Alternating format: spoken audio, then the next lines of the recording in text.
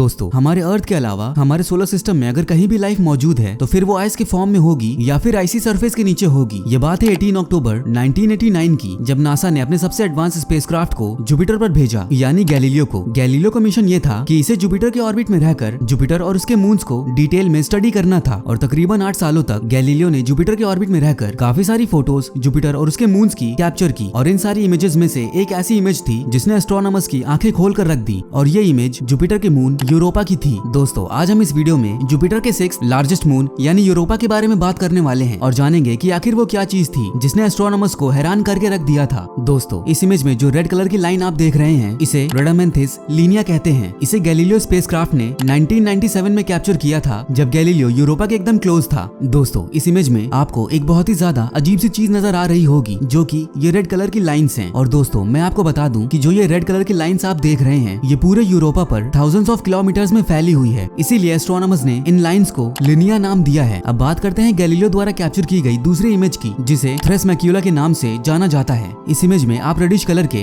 दो बड़े बड़े स्पॉट्स देख रहे होंगे और एस्ट्रोनॉमर्स के हिसाब से ये स्पॉट्स यूरोपा पर सबसे बड़े स्पॉट्स हैं। लेकिन इसके अलावा भी और भी कई सारे स्पॉट्स यूरोपा के चमचमाते सरफेस पर पाए गए हैं। लेकिन इसके अलावा भी और भी कई सारी इमेजेस में ये नोटिस किया कि कुछ इमेजेस में इस तरह के डोम लाइक स्ट्रक्चर बने हुए थे और साथ ही साथ यूरोपा की आइसी सरफेस ऊपर की तरफ उभरी हुई थी, जिनमें से कई तो इतने बड़े हैं कि वो यूरोपा की सरफेस को 16 किलोमीटर्स के अंदर कवर किए हुए हैं। और इसी के चलते एस्ट्रोनॉमर्स ने इन रेडिश डोम लाइक स्ट्रक्चर को लेंटिक्यूलिया नाम दिया है। चलिए ये सब तो फिर भी ठीक है, लेकिन यूरोपा की सरफेस पर जो ये मिस्टीरियस लाइन और डोम लाइक स्ट्रक्चर है आखिर ये किस वजह से बने हैं? आपके मन में ये सवाल तो जरूर आया होगा।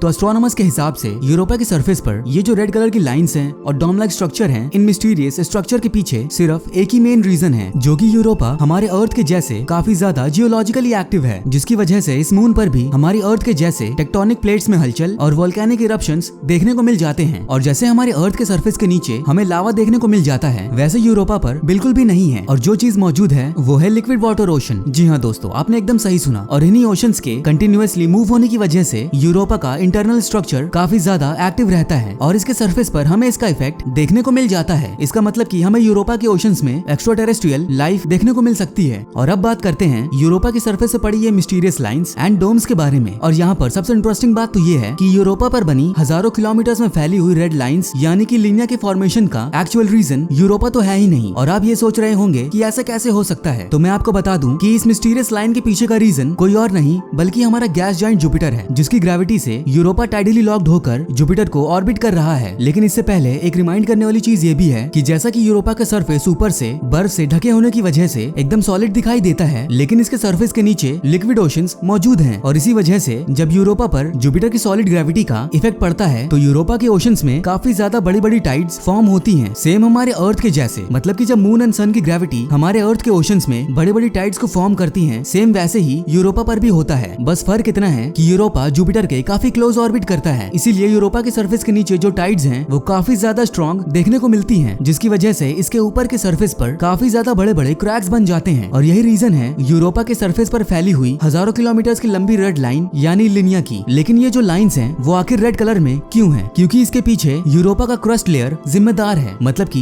ये जो रेड लाइन हम लोग देख रहे हैं ये यूरोपा के क्रस्ट का एक्चुअल कलर है, जिसे यूरोपा पर बनी बर्फ की मोटी चादर ने ढक रखा है। और दोस्तों आपका क्या मानना है इस पूरी वीडियो के बारे में? हमें कमेंट बॉक्स में बताइएगा जरूर। और आज के लिए बस इतना ही, मिलते हैं आपसे एक और न्यू एक्साइटिंग वीडियो में। तब तक के लिए गुड बाय एंड जय हिंद।